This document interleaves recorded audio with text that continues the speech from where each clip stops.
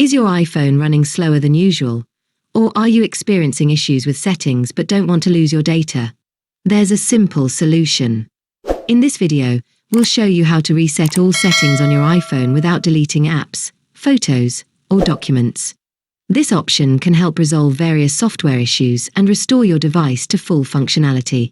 So, here's how. First, go to the home screen and open Settings.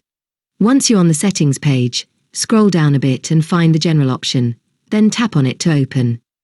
After opening the General option, the next step is to scroll down and find the Transfer or Reset iPhone option. It should be at the bottom of the screen. Tap on it to open. Once you've opened this option, you'll see the Reset button. Tap on it, and then in the menu that appears, select Reset All Settings.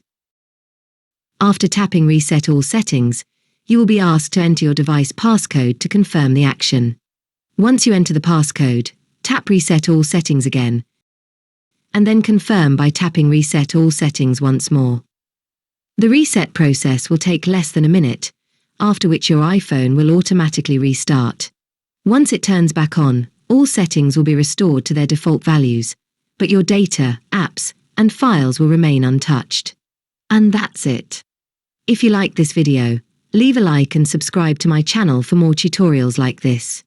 Thank you so much for watching, and I'll see you very soon in my next video.